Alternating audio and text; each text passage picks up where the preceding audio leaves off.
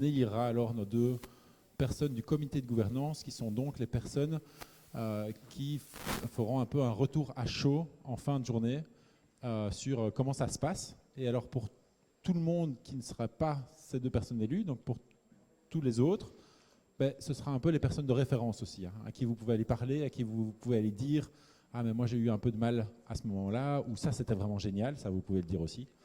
Et comme ça, nous on a vraiment chaque fois les retours à chaud en fin de journée.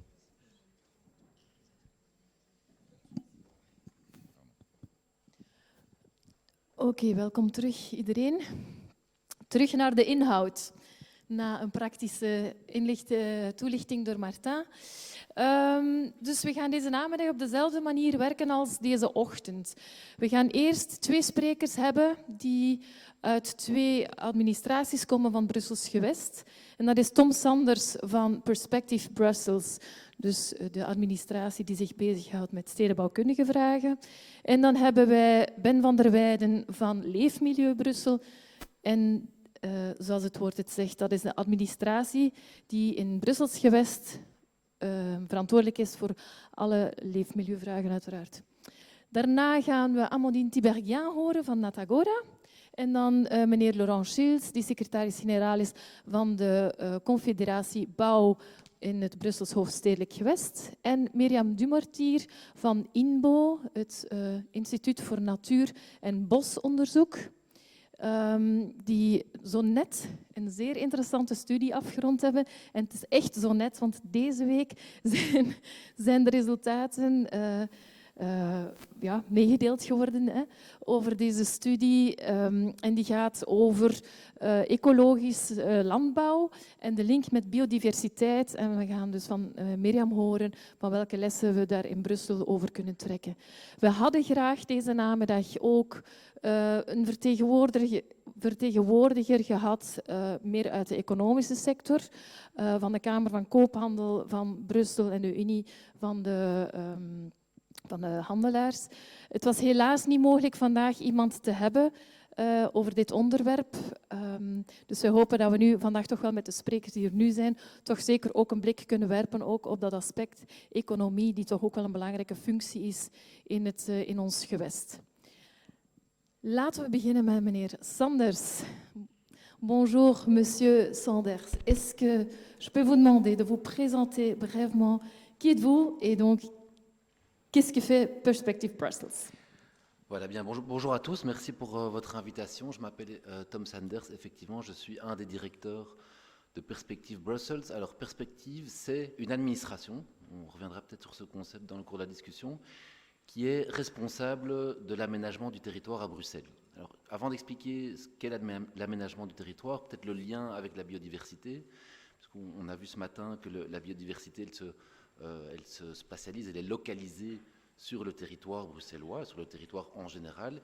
Or, l'aménagement du territoire, c'est agir sur le territoire, et donc forcément, il y a une attention et un lien à faire avec la biodiversité. Alors, qu'est-ce que l'aménagement du territoire? C'est d'abord se demander quels sont les besoins de la population. C'est-à-dire, est-ce qu'il faut plus de logements? Est-ce qu'il faut des espaces verts? Est-ce qu'il faut plus de commerce, plus de bureaux, plus de mobilité, plus de trams, etc., etc. Ça, c'est ce qu'on appelle les fonctions urbaines. Et puis, une fois qu'on a identifié quels sont les besoins de la population, on va se demander quels sont, ou comment plutôt le territoire bruxellois peut apporter des réponses à ces besoins. Où est-ce qu'on construit le logement? Où est-ce qu'on construit les espaces verts? Quelle taille? Quelle typologie? Quelle hauteur? Comment est-ce que les bâtiments qu'on voudrait construire vont s'articuler avec l'espace public? Quelle taille de l'espace public? Comment est-ce qu'on arrive à tel bâtiment, etc., etc., etc. Donc les besoins et puis les réponses que le territoire peut apporter par rapport à ces besoins. Et donc, pour nous, ce que nous produisons, donc l'administration de Perspective n'est pas une administration qui construit elle-même. Nous produisons, nous, des plans. Alors, les plans, ils portent soit sur tout le territoire régional, soit sur des parties de ce territoire, soit ce qu'on appelle les projets urbains, donc ce sont des parties du territoire qui sont considérées comme stratégiques, soit des périmètres qui sont un petit peu plus locaux, dans les quartiers, 1 îlot, 2 îlots, 3 îlots, et ça, ce sont surtout les plans locaux qui s'en occupent. Donc nous, on produit des plans, et ces plans, ils sont soit exclusivement stratégiques, c'est-à-dire qu'ils ne sont pas en soi obligatoires, en eux-mêmes obligatoires, soit ils sont à la fois stratégiques et à la fois réglementaires, et lorsqu'ils sont réglementaires, ils ont une force juridique contraignantes et on est obligé de les respecter. Et nous, entre guillemets, le destinataire des plans que nous produisons, c'est une autre administration qui s'appelle Urban Brussels, qui est l'administration qui délivre les permis d'urbanisme. Donc c'est bien clair, Perspective ne donne pas des permis Non. d'urbanisme, mais donc vous faites les plans, c'est une analyse, est-ce qu'on peut dire ça ou est-ce que C'est en fait un cadre dans lequel les projets qui vont venir après doivent s'inscrire. Et donc, par exemple, Urban Brussels, une fois qu'on a fait un plan et qu'ils reçoivent une demande de permis pour un logement, pour un espace vert, pour le métro, pour un tram, ils regardent si le permis est conforme au plan. Oui, donc les plans, ce n'est pas uniquement par rapport au logement ou la construction, mais c'est vraiment tout. C'est donc aussi la mobilité et toutes les fonctionnalités, Toutes les fonctions les urbaines. fonctions de la ville. Alors, pour faire ces plans, nous travaillons avec d'autres administrations. Donc ça, c'est la spécificité de Perspective, c'est qu'elle, toute seule, en réalité, elle ne sait rien faire. Elle a besoin de travailler avec Bruxelles Environnement, avec la STIB, avec les communes, avec les acteurs publics, avec les acteurs privés, pour comprendre quels sont leurs besoins. Et nous, notre spécificité, c'est d'essayer d'articuler entre eux les besoins de la ville en réalité. Et c'est ça toute la complexité de la planification et de l'aménagement du territoire, c'est qu'il faut atteindre l'équilibre entre plein d'intérêts différents et qui sont tout aussi légitimes Oui. l'un que l'autre, souvent. Donc vous parlez des plans, donc vous élaborez les plans, Oui. vous collaborez avec toutes sortes d'autres administrations de la région, mais aussi les communes, mais également la STI par exemple. Puis après, quels autres outils est-ce que vous avez? Parce qu'il y a les plans, puis après, il y a les choses qui vont se réaliser. Donc, dans toute la suite de la logique, quels outils est-ce que vous avez autres que les plans? Alors, on a les plans officiels et puis de plus en plus, et là on rejoint encore plus la thématique de la biodiversité, on fait appel. Donc vous savez que quand on fait un plan, on doit au moins faire deux choses. Il y a d'abord un rapport d'incidence. Donc on fait un plan et on doit examiner quelle est l'incidence de ce plan sur l'environnement. Donc ça c'est quand même très important et évidemment que dans ce rapport, on étudie l'impact du plan sur la faune, la flore, la biodiversité, etc., etc. On fait aussi une enquête publique de manière obligatoire, systématiquement. Donc ça c'est officiel, je dirais, c'est le processus officiel. Mais avec les enjeux qui sont à l'ordre du jour de cette commission, on teste aussi de nouvelles techniques, de nouvelles choses avec des études spécifiques. Et si je prends un exemple de ce qui est en cours au niveau, par exemple, de l'ancien site de l'OTAN, là, on a, de manière anticipative, demandé que des experts en biodiversité viennent sur le site, réfléchissent, nous aident à comprendre comment il faut fonctionner. On examine la question des cimetières. Est-ce que les cimetières, ça peut être un maillage vert plus important, etc. On fait des inventaires maintenant plus systématiques avant de travailler sur les territoires où on va opérer. Donc il y a aussi des outils d'études, d'expertise, de spécialistes qu'on active plus qu'avant. On parlait juste avant, par exemple, d'impact sur la santé. On mesure maintenant de manière plus anticipative l'impact sur la santé des plans que nous produisons. Et puis, une fois que le plan est approuvé par le gouvernement, alors on passe dans un autre registre qui est le registre opérationnel. Et là, ce sont plus des acteurs comme Bruxelles Environnement, en tout cas en ce qui concerne les espaces verts, Citydev ou la SAU, qui sont des opérateurs qui vont construire, en tout cas ce qu'il leur revient de construire dans le cadre des plans. Et donc nous, alors, on est plus en suivi de la planification une fois que le plan est approuvé par le gouvernement. Juste ça, c'est très important. Donc, Perspective est une administration. Elle doit donc exécuter loyalement les politiques et les stratégies qui sont décidées par le gouvernement. Ça, c'est le rôle d'une administration à Bruxelles, en Belgique, dans l'essentiel des démocraties. Et donc, bien sûr qu'il y a, en tout cas dans notre chef, dans beaucoup de chefs d'autres administrations, la nécessité de de construire et de produire de l'expertise et de la mettre à la disposition des décideurs, mais ça reste la majorité et le gouvernement qui impriment les priorités et qui instruisent aux administrations de fonctionner dans un sens ou dans l'autre. Ok, donc à la fois vous apportez de l'expertise au niveau politique qui sont les décideurs, et à la fois après vous exécutez ce qui a été décidé au niveau politique, et donc avec les outils que vous venez d'expliquer. Merci, monsieur Sanders. Dan ga ik nu even het woord geven aan Ben van der Weijden van Leefmilieu Brussel. En dus aan u de vraag. Dat is een beetje een logisch vervolg van wat meneer Sanders net gezegd heeft. Wat is dan de rol? Dus kan u ook heel kort Leefmilieu Brussel voorstellen en welke bevoegdheid heeft Leefmilieu Brussel in zaken biodiversiteit in Brussel en hoe past het plaatje volledig samen tussen de twee administraties? Goedemiddag iedereen en bedankt dat jullie hier zijn, bedankt dat ik hier mag zijn. Dat is natuurlijk geen gemakkelijke opdracht. Hè. Beschrijf eens de opdrachten van de milieuadministratie van het Brusselse Hoofdstedelijk Gewest. En het is een beetje een moeilijk moment, want jullie hebben allemaal lekker gegeten. Dus als ik nu moet beginnen met een cursus institutioneel recht, dan gaan jullie allemaal in slaap vallen. Dus ik heb het zelf eens een keer gegoogeld. Hè, van wat zijn de competenties van het gewest en het federaal in zaken leefmilieu en natuurbehoud. En dan kom je op een website van de Belgische federale overheid en dan krijg je dit lijstje. En ik vond dat eigenlijk een heel goed lijstje. Ik ga beginnen aan de linkerkant. Dus de linkerkolom zijn de bevoegdheden van de gewesten, alle gewesten, de 3 gewesten. En de rechterkolom zijn de federale bevoegdheden. En dus voor alle duidelijkheid, wat in rood staat, dat is wat we net gehoord hebben Dus door uw collega. Ik heb dat in het rood gezet, want ik ben eigenlijk niet zo bevoegd om erover te praten, maar mijn collega meneer Sanders heeft het daar uitgebreid over gehad. Maar dat is dus in ieder geval de pool waar Leefmilieu Brussel aanzienlijk minder in te zeggen heeft. Wij hebben daar wel een adviserende functie, maar dat is niet onze fond de commerce, als ik dat zo in het Frans mag zeggen. De tweede poot, wel, dat is denk ik de reden dat ik hier ben. La protection et conservation de la nature. Het natuurbehoud is in België een geregionaliseerde bevoegdheid. En het is mijn departement met name dat daarmee bezig is. Het dierenwelzijn is nog niet zo heel lang ook een gewestelijke bevoegdheid. Bescherming van de bodems, het water, de lucht en de strijd tegen de geluidshinder is ook een gewestelijke bevoegdheid waar Leefmilieu Brussel redelijk wat in te zeggen heeft. Hetzelfde geldt voor het beleid in zaken afval, samen met de collega's van Net Brussel.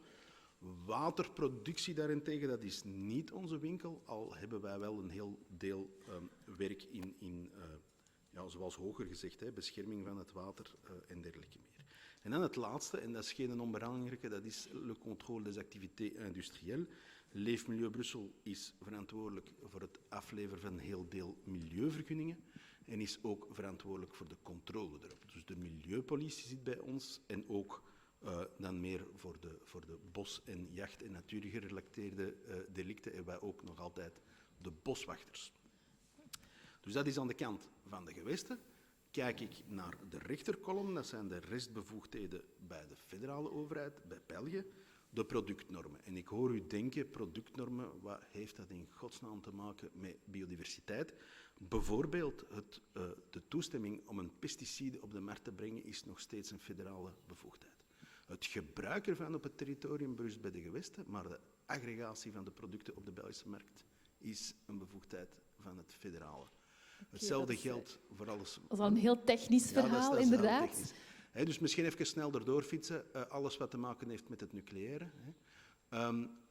Belangrijker voor biodiversiteit, de import, export en transit van uitheemse diersoorten. Ik denk dan bijvoorbeeld aan ivoor en dergelijke meer, maar ook invasieve exoten. De bescherming van het marien milieu, nou logisch, en dan de coördinatie naar buiten toe. Dus ik hoop dat dat al een idee geeft van hoe dat de koek verdeeld is tussen het federaal niveau, tussen de gewesten.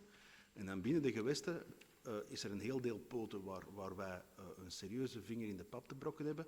Behalve dan die rode, dat echt al het verhaal is van meneer Sanders en ook van Urban, dat de stedenbouwkundige vergunningen aflevert. Nu hebben wij daar wel een adviserende rol in. Dat moet ik Ja, toch wel dat hebben we daarnet begrepen. Hè. Dus Leefmilieu Brussel geeft een adviserende rol op het moment dat die plannen opgemaakt worden. Daar wordt een studie gedaan ook hè, naar hoe is de bodem gesteld, de biodiversiteit en dergelijke. Welke middelen, welke werkwijzen of middelen heeft Leefmilieu Brussel vandaag om deze taak te vervullen? Wat zijn de belangrijke dingen, rekening houden natuurlijk met het onderwerp van vandaag, de biodiversiteit in de stad, rekening houden met de functies van de stad. Dus wat zijn voor jullie nu de belangrijkste zaken die jullie doen en op welke manier doen jullie dat? Dus ten eerste, eerst en vooral het wetsvoorbereidende. Hè. Dus de ordonnantie natuur die is bij ons voorbereid. Uiteraard worden de ordonnanties, zoals meneer Sanders het heeft aangewezen, gestemd door het parlement. Hè. Maar wij doen in ieder geval het voorbereidende werk van een heel deel van die teksten.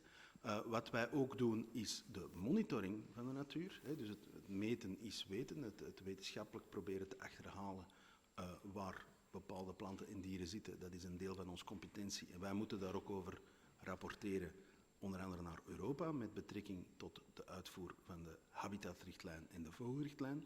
Daar ga ik op terugkomen in de volgende slide. Dus rapportage, zowel naar de Europese Commissie als naar de eigen gewestregering. Een van de tools daarin is ons natuurrapport. Wij bereiden uiteraard ook het natuurplan voor. Hè. Dat is een gewestelijk plan dat ook bestaat. Hè. Het natuurplan kan u vinden op onze website en groepeert alle maatregelen van het gewest in zaken natuurbehoud. En dan hebben we uiteraard die grote adviserende rol. We hebben het al gezegd, hè, dus in alles wat stedenbouwkundig is, in de planologie, uiteraard ook via de milieuvergunningen. Hè.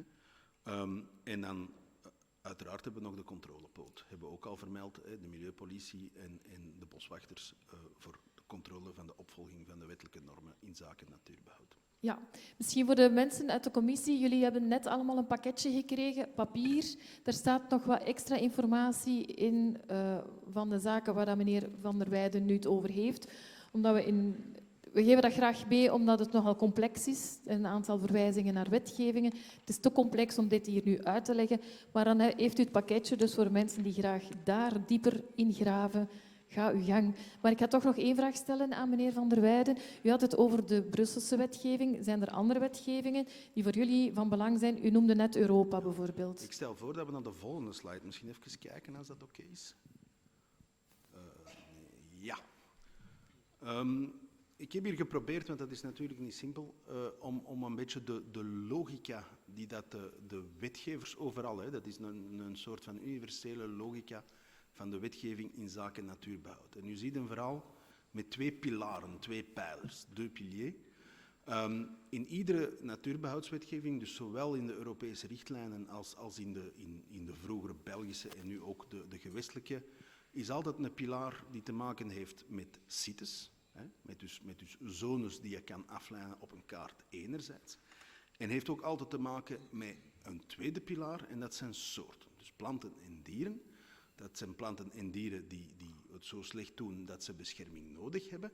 En die zijn dan beschermd overal, want die planten en dieren die zijn natuurlijk niet zo braaf van zich te houden aan de vormen die wij op de kaart hebben getekend. Hè.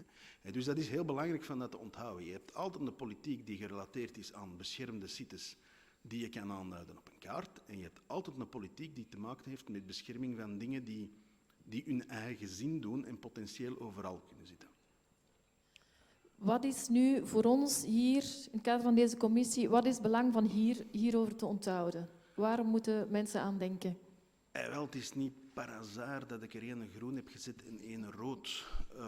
De groene, je hoort mij niet zeggen dat alles in orde is voor de groenen. Hè. Meneer Mahi heeft het van de morgen ook gezegd, er zijn serieuze problemen. Maar de groene pilaar, de gebieden, is een vrij duidelijke politiek, hè, juist omdat je hem kunt aanduiden op een kaart.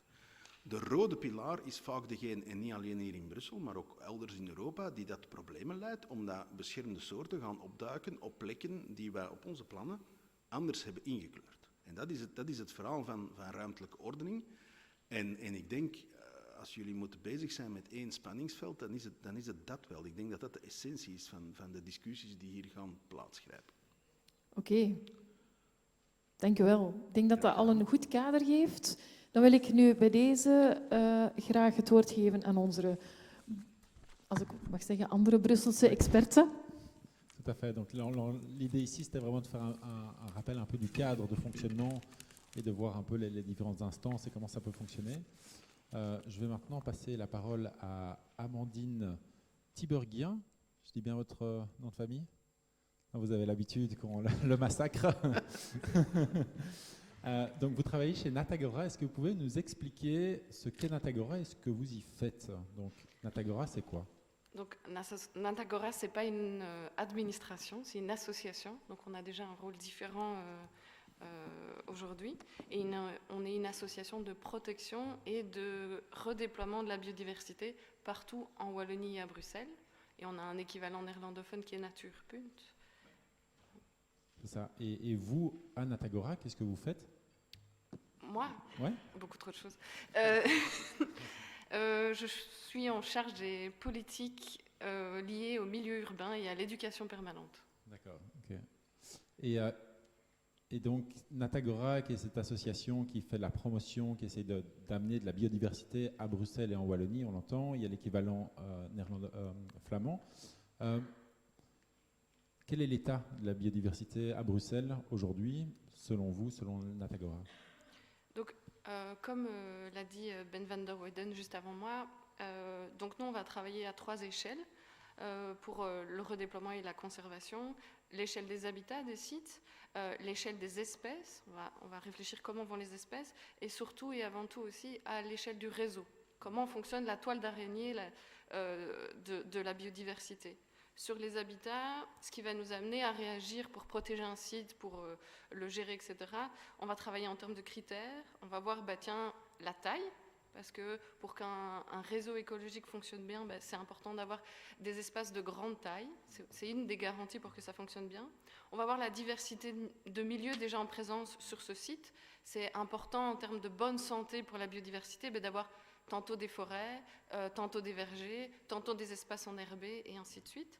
Et on va regarder ces espaces, comment ils se connectent au reste. Ça, c'est quand on travaille à l'échelle des habitats, des sites. Et ça, il y a un outil en région de Bruxelles-Capitale qui s'appelle la carte d'évaluation biologique, qui est un outil qui analyse ces différents critères à un temps T, et qui est censé être un outil qui nous aide à prendre des décisions ou à nous lancer dans la protection d'un habitat ou d'un site. Est-ce que c'est un outil qu'on peut tous consulter ou Oui, il est public. Okay, il est public. C'est sur le site de Bruxelles Environnement. Ah, voilà, peut-être on pourra partager le lien pour ceux qui sont curieux d'aller voir un peu. Voilà. Et donc, ça, c'est pour les questions d'habitat. Et donc, ce qui va nous amener à vouloir protéger un site, c'est vraiment ces critères. Puis, on a des critères en termes d'espèces.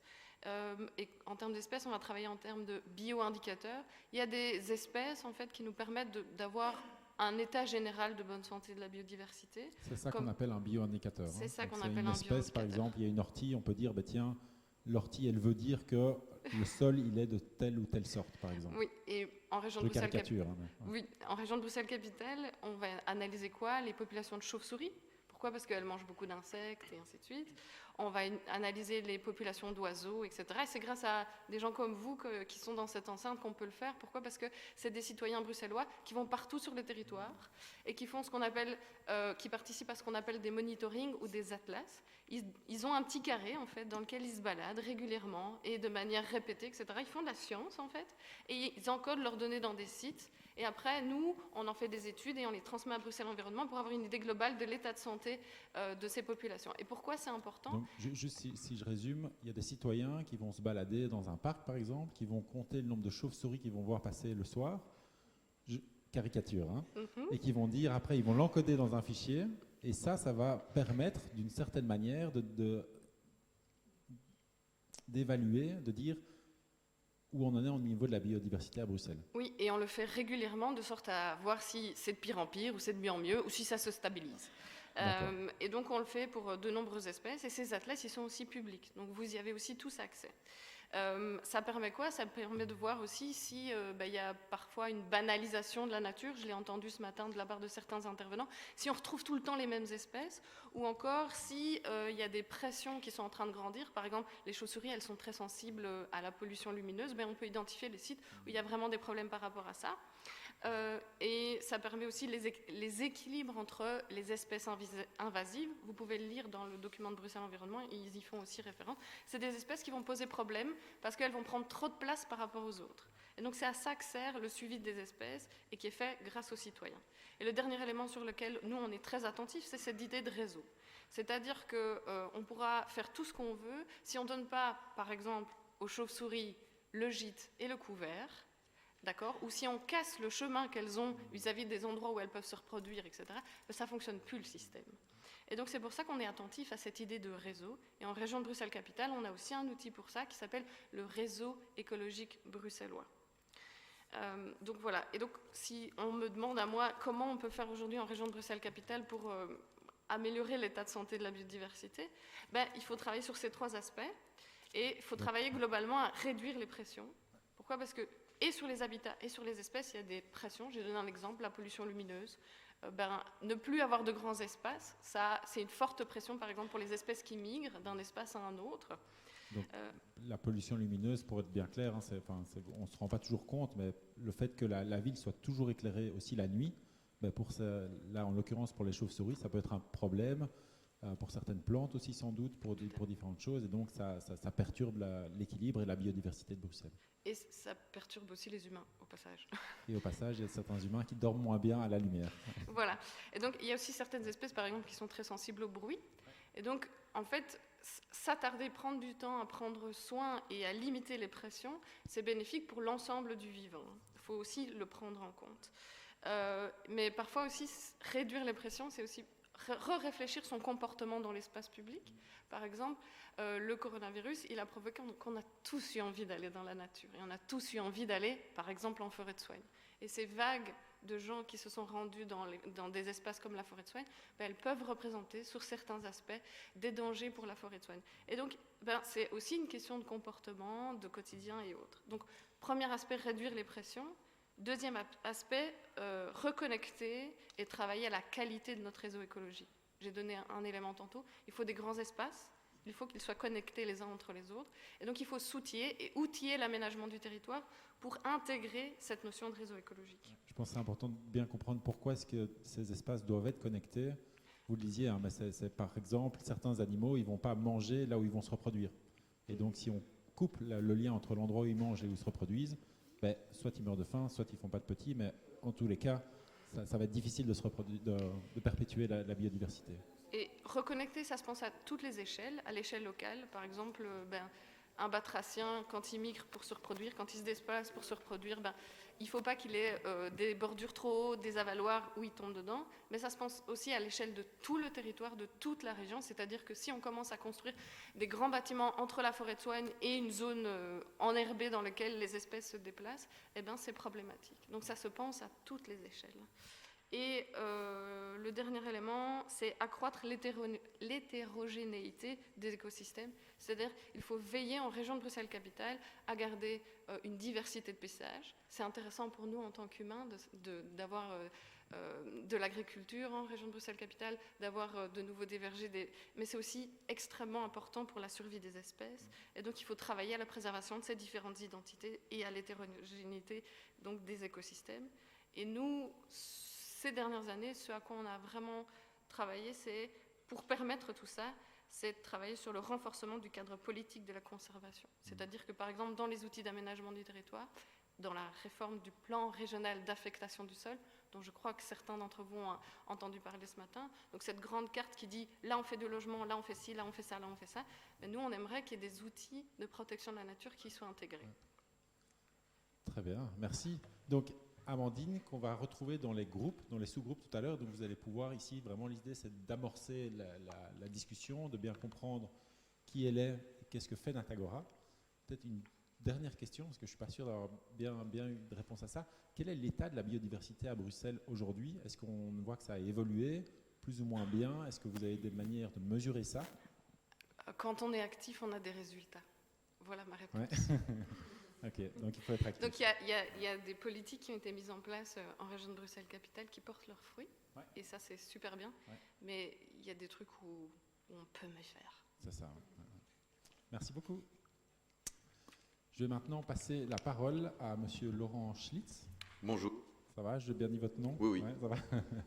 Donc, vous êtes le secrétaire général de la Confédération de la construction en région de Bruxelles-Capitale.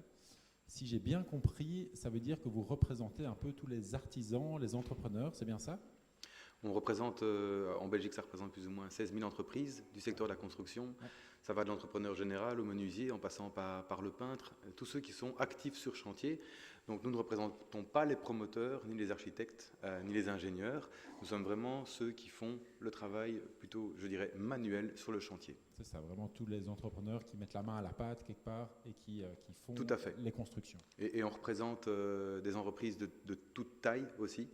On représente toutes les grandes entreprises bien connues, je ne vais pas citer les noms pour ne pas en oublier, mais aussi toute une série de petits entrepreneurs qui représentent d'ailleurs la toute grande majorité de nos membres, vu que dans le secteur, quasiment 90% des entreprises sont de 5 personnes ou moins, avec un entrepreneur qui est lui-même encore fort actif sur le chantier au quotidien. Ouais, ouais. Et du coup, de votre point de vue, vous qui représentez un peu aussi tous ces acteurs, qu'est-ce qui peut être fait, qu'est-ce qui est fait par rapport à cette question de la biodiversité à Bruxelles à l'heure actuelle? Alors, je pense qu'il y a déjà pas mal de choses qui sont faites, qui ont évolué ces dernières années. Il y a des réglementations qui ont été mises en place. Je pense notamment à l'obligation de faire des toitures vertes dès qu'on dépasse les 100 mètres carrés de toiture plate. Donc ça, c'est dès qu'il y a une construction qui est faite avec une toiture plate, on est obligé de mettre une toiture verte. Donc une toiture verte, ça veut dire qu'on ne laisse pas le roofing ou quelque chose de base, mais on est obligé de mettre de la matière organique pour absorber l'eau, laisser des oiseaux venir dessus, des choses comme ça? C'est ça, Ouais. exactement. Okay. Et donc, il y a déjà un certain nombre aussi de mesures qui ont été prises pour que les chantiers, que les nuisances des chantiers soient limitées au maximum. Et donc, ça, c'est quelque chose qui est déjà en place aujourd'hui. Il y a déjà toute une série de réglementations qui existent et qui parfois ne sont pas totalement bien appliquées. Moi, c'est Donc, un point d'attention. Ouais, c'est ça. Nuisance des chantiers, ça veut dire quoi? Le bruit, la poussière, des choses comme ça qui sont réglementées alors? Tout à fait. Ouais. Donc, il y a toute une série de réglementations différentes qui existent, qui sont dispersées dans aussi différentes législations. Et donc, parfois, aujourd'hui, on peut dire que 0% des entreprises respectent 100% de la législation. Et donc ça, c'est un élément que je voulais quand même mettre en avant, parce que quand on parle évidemment de protection de la biodiversité, on peut assez facilement penser, créons une réglementation supplémentaire, comme ça, d'ailleurs ça a été un peu évoqué ce matin, on sera ensuite obligé de la respecter. Moi, je voudrais quand même attirer l'attention sur le fait que quand on crée une réglementation, ce n'est pas systématique que sur le terrain, ça améliore les choses. Si on veut que ça soit fait, il faut qu'il y ait quand même une préparation de cette réglementation. Et je voudrais peut-être faire une parallèle avec la PEB. Oui. La PEB, le passif 2015, qui a été mis en place en région bruxelloise, parce que ça, c'est une la PEB, pour tout le monde, c'est la performance énergétique des bâtiments, et c'est une mesure qui vise à mesurer finalement la qualité thermique, donc comment est-ce qu'une maison va être bien isolée, bien chauffée, pour gaspiller le moins possible d'énergie. Et donc ça, c'est une réglementation qui a été mise en place, qui est relativement contraignante, enfin, vous faites un parallèle avec ça. C'était une réglementation qui était en tout cas très ambitieuse et qui permettait à Bruxelles de passer, on va dire, quasiment du plus mauvais élève de la classe à un des meilleurs en termes en tout cas réglementaires et en termes d'ambition. Et c'est une réglementation c'est une transition qui a été réussie parce qu'il y a eu toute une série de mesures qui ont accompagné en fait cette réglementation. Donc il ne suffit pas de dire on va faire cette réglementation-là, on va changer la loi d'une certaine manière et maintenant on va mettre de la biodiversité partout. Il faut encore avoir des mesures qui accompagnent et qui s'assurent que ce soit bien mis en place. C'est un peu ça que vous dites. Tout à fait. Ouais. Je pense qu'il faut aussi une bonne concertation avec les représentants des secteurs pour que la réglementation soit pragmatique, soit applicable par la majorité des entreprises, en tout cas dès sa sortie, dès son entrée en vigueur. Et ensuite, il y a des préparations qu'on peut faire. En matière de performance énergétique des bâtiments, là où la région bruxelloise a été assez avant-gardiste, c'est qu'elle s'est auto-imposée pour tous les projets publics, donc pour tous les marchés publics, de faire déjà un passif avant que ce ne soit obligatoire pour tout le monde.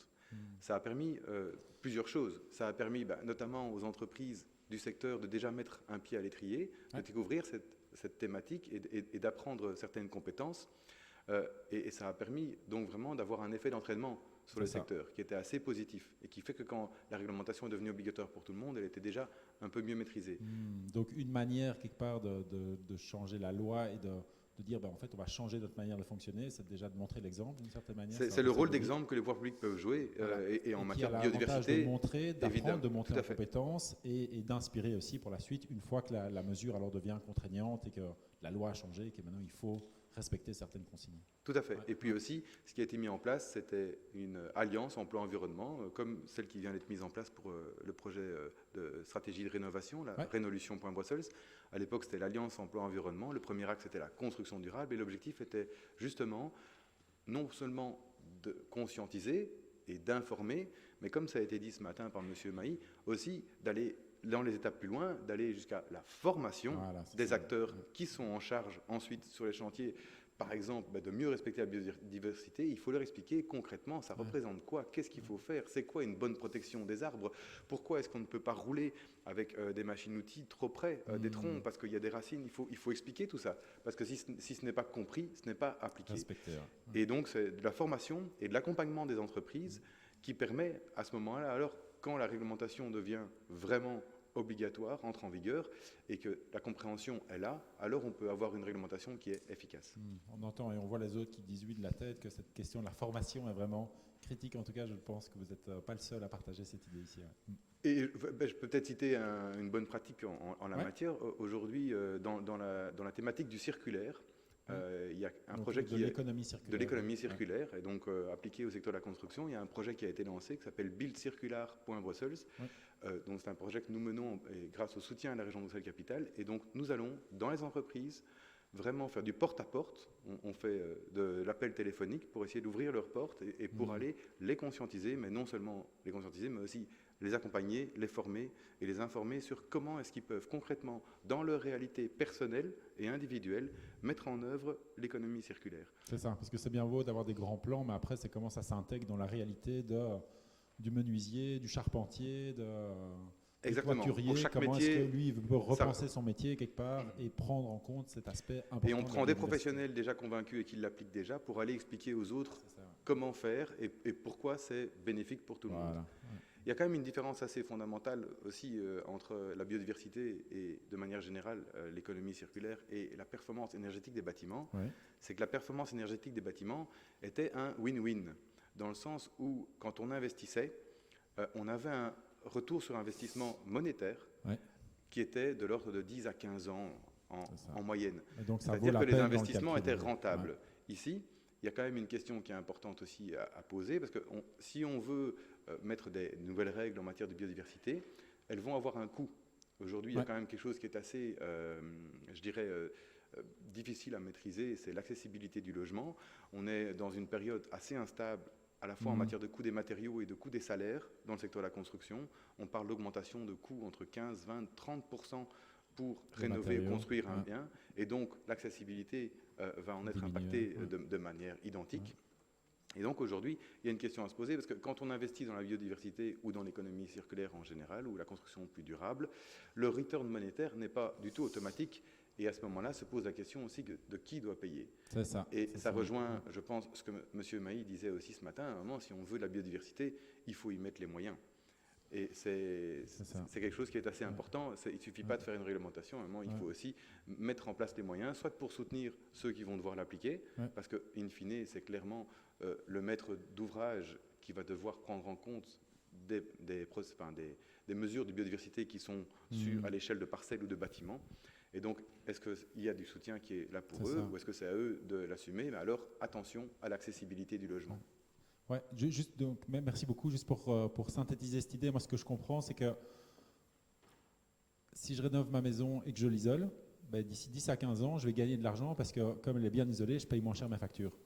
Mais si je laisse une partie de mon jardin où je ne vais pas construire un bâtiment, où je vais pas l'utiliser, mais je le laisse juste pour la biodiversité, entre guillemets, je n'ai pas de retour directement financier. Donc, quel est le moteur, finalement, et comment est-ce qu'on finance Alors, il y a un retour sociétal, évidemment, et d'où la question qui doit payer. Voilà, c'est ça, tout à fait. Merci beaucoup, monsieur. Oké, dankjewel. Ik denk dat we hier ook een aantal interessante voorbeelden gehoord hebben. Hè. De link naar energieperformantie, naar het circulaire bouwen. En dan kijk ik direct ook naar Leefmilieu Brussel, want ik denk dat zijn zaken die Leefmilieu Brussel ook in de opvolging doet. U heeft het ook gehad over opleiding, belangrijk is. Dus ik ga straks nog eens terugkomen naar meneer Sanders en meneer Van der Weijden, want er is een duidelijke link naar wat de administraties hierin kunnen doen. Maar voordat we dat doen, wil ik toch even het woord geven aan Mirjam Dumortier van van INBO. Kan je heel kort uitleggen wie is INBO en heel kort ook de studie die jullie gedaan hebben? Heel kort zeggen, wat is de studie? Waar gaat die over? En in opdracht van wie hebben jullie die gedaan? Oké, dankjewel. Goedemiddag iedereen en dank je om mij hier uit te nodigen. Ik vind dat hier een heel interessant proces dat hier lopende is. Dus ik werk voor het INBO, het Instituut voor Natuur- en Bosonderzoek. Dat is een wetenschappelijke instelling van de Vlaamse overheid. Wij houden ons bezig met van alles rond biodiversiteit in Vlaanderen, maar ook elders. Ikzelf focus op de relatie landbouw en natuur. Landbouw heeft zeer veel negatieve impact op biodiversiteit. Het is een van de belangrijkste oorzaken van de biodiversiteitscrisis. Dus wij moeten daar iets aan doen en wij zoeken naar andere vormen van landbouw die beter samengaan met biodiversiteit. En het is in die context dat we dan die studie zagen van Leefmilieu Brussel. Leefmilieu Brussel wilde een studie laten uitvoeren rond het samengaan van landbouw en natuur, specifiek in beschermde gebieden. En dus wij hebben die studie ondertussen uitgevoerd. Dus de focus ligt hier op beschermde gebieden. Nu, landbouw gebeurt uiteraard in de eerste plaats in landbouwgebieden. Daar kan het volop gebeuren. En daar moet die landbouw anders gebeuren. Maar binnen beschermde gebieden is er ook een beetje ruimte voor landbouw. Maar dat is dan een andere vorm van landbouw die eigenlijk ook de natuurbescherming ondersteunt. En het is dat we heel interessant vonden. En het is dat waar Brussel Leefmilieu inspiratie zocht over hoe kan dat samengaan. En wij zijn dan gaan zoeken, allerlei voorbeelden opgezocht in binnen- en buitenland van het samengaan tussen landbouw en natuur in beschermde gebieden. We hebben met veel landbouwers gepraat en wat ons daar vooral bij opviel was dat die landbouwers enorm gemotiveerd zijn. Niet alleen voor landbouw, maar ook voor natuurbescherming. Ze zijn daarmee bezig, dat houdt hen bezig. Het zijn geen gewone landbouwers, het zijn agro-ecologische landbouwers. Die werken niet met al die chemicaliën, maar die trachten samen te werken met de natuur. Ja, dus ecologische landbouw in beschermde gebieden. We zitten hier in een stedelijke context van het Brussels gewest. Welke lessen, heel kort, wat zijn de belangrijkste lessen die we vandaag kunnen trekken eigenlijk uit het onderzoek dat u gedaan hebt? Hè? Dus u hebt voorbeelden gezien. Wat kunnen we in Brussel vandaag daaruit leren? Zijn misschien 3 belangrijkste punten die u kan aanhalen? Ik zal eerst de 3 belangrijke... Dus die landbouwers die vervullen meerdere functies. Die vervullen de voedselproductiefunctie, maar dan voedselproductie voor de directe omgeving. Dan vervullen die ook een ecologische functie, die zijn bezig met natuurbehoud en die hebben ook een sociale functie. Die linken met de directe omgeving. Maar het is natuurlijk niet simpel voor die landbouwers om al die functies te vervullen en tegelijk hebben zij allerlei beperkingen in functie van natuur, hebben zij minder productie. Dus is het belangrijk om die landbouwers te ondersteunen. Dat zijn belangrijke partners voor de overheden. En ik heb 4 aanbevelingen om die landbouwers te ondersteunen. En het eerste is de toegang tot grond faciliteren. Het is heel moeilijk om grond te vinden in een stedelijke omgeving. En het is nog moeilijker om op lange termijn die grond te bewerken. Maar dat zijn boeren die aan een lange termijn project werken. Ze planten ook bomen, ze herstellen natuur, ze herstellen de bodem. Ze bouwen een samenwerking op met de omgeving. Dus ze hebben lange termijn toegang nodig tot grond. Dat is het eerste. Dan het tweede is de wetgeving. Er is al een pak landbouwwetgeving. In beschermde gebieden is er uiteraard nog een pak natuurwetgeving. Al die wetgeving die sluit niet altijd helemaal aan bij elkaar. Er zit een grijze zone in. Veel van die landbouwers die worstelen met heel veel onzekerheden over mag dat nu of mag dat niet. Dus het is belangrijk om daar klaarheid in te scheppen en ook om rekening te houden met die noden van de landbouwers. Niet de natuurdoelen verminderen om de noden van de landbouwers, maar wel kijken naar de noden van de landbouwers die zij hebben om die natuurbescherming te versterken. Dus, en het belangrijkste voorbeeld is het bouwen van een klein stalletje. Dat mag nergens. Maar natuurlijk, als zij een stukje open ruimte aan landbouw willen doen en ze willen een materiaal bewaren, is dat wel nodig. Dus dat is zo een spanningsveld. Dus het tweede is die wetgeving. Het derde is de samenwerking. Het is belangrijk om heel goed te gaan samenwerken. Die natuur en die landbouw, veel overleg. En interessant is ook van een gemeenschappelijk natuurbeheerplan te maken met natuurdoelen en met duidelijk erkend hoe de landbouwer daar kan aan bijdragen. En dan vierde is Die landbouwer die vervult veel maatschappelijke doelen. Die is sociaal bezig, die is bezig met natuurbehoud, terwijl dat hij minder productie heeft. Om dat leefbaar te maken voor die landbouwers is het belangrijk om hen te ondersteunen. Eigenlijk publiek geld voor publieke goederen of publieke diensten. Dus dat zijn de 4 aanbevelingen. En om af te sluiten nog 1 vaststelling. Die beschermde gebieden en de stukjes daarin waar landbouw in kan gebeuren, die zijn klein en versnipperd. Ook landbouw in Brussel is klein en versnipperd in de randen, het landbouwgebied. Maar daarnaast is er ook nog groene ruimte die geen beschermde zone is en geen landbouwgebied, maar die een bestemming wonen of industrie heeft. Maar die heeft ook een belangrijke rol ecologisch. Niet alleen voor biodiversiteit en voedselproductie, maar ik denk ook vooral voor klimaatadaptatie aan klimaatverandering. We zullen te maken krijgen met nog meer weersextreme hittegolven, zware extreme neerslag of extreme droogte. Al die kleine restjes onverharde ruimte die overblijven, die spelen daar een heel belangrijke rol in. Dus we moeten daar zorg voor dragen. En om nog een keer uw woorden te citeren, return on investment, die komt daar voor de hele samenleving op lange termijn. Niet direct voor degene, zeker niet voor degene die eigenaar is van die grond en die ze wil ontwikkelen, maar voor de samenleving komt er een belangrijke return on investment. Dus als ik misschien kort mag samenvatten, begrijp ik u juist dat je zegt van in een stedelijke context als Brussel is er duidelijk plaats voor een soort stadslandbouw die wel degelijk uitgaat van een evenwicht en op zoek gaat naar biodiversiteit verbeteren, aanmoedigen. En je zegt heel duidelijk uit je studie blijkt dat kan en er wordt vandaag landbouw in die richting gedaan. Maar daarvoor hebben we wel nodig dat het duidelijk is waar zijn de plekken waar het kan. Er moet een wetgevend kader zijn, er moet een reglementering zijn en er moeten ook stimuli gegeven worden aan die landbouwers. Zij het via subsidies of dergelijke. En dat sluit dan wel een beetje aan ook bij wat dat, meneer Scheelt zegt, ook voor in de bouwsector. Er is veel mogelijk, er is ook al veel. We hebben goede praktijken gezien op vlak van energie in Brussel, waar we gezien hebben dat door te stimuleren via subsidies, via opleiding, dergelijke zaken, dat er dingen kunnen veranderen. Daarmee wil ik even de bal terug in het kamp gooien van meneer Sanders en meneer Van der Weijden. Qu'est-ce que Perspective Brussels peut faire dans cette histoire? Une phrase, s'il vous plaît. Une phrase. Quelque chose que vous n'avez pas encore dit, mais en tout cas, vous avez encore après les moments dans les sous-groupes. Ok, une phrase. Et c'est important c'est un problème complexe. L'enjeu est énorme et vital, puisqu'on parle de la vie sur Terre et de la vie dans les villes. Et c'est complexe. Si on veut traiter cette question, c'est bien pour que la planète reste habitable et que les villes restent habitables.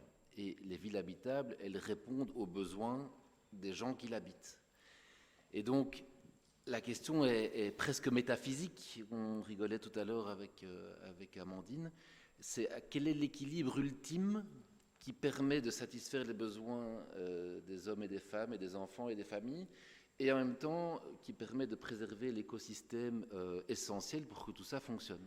Et donc c'est complexe. Et donc, dernière phrase, les conditions d'un débat, enfin réunir les conditions d'un débat serein sur ces questions. Perspective, c'est très fort exposé dans beaucoup de débats qualitatifs ou moins qualitatifs. Il faut recréer les conditions d'une vision commune et d'un débat commun sur ces questions.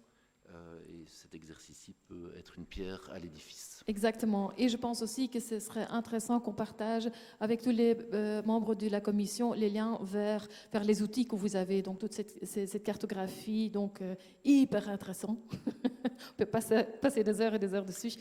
Meneer Van der Weijden, ook in één zin, wat met de dingen die u nu gehoord hebt, wat zijn dingen waarvan u zegt, dat doen wij al bij Leefmilieu Brussel, of dat kan? Ik heb ook referenties gehoord naar natuurbehoud, bijvoorbeeld de bossen en de parken die jullie onderhouden. Er is gerefereerd naar een aantal outils die jullie hebben. Wat is er nog niet gezegd? Eén zin.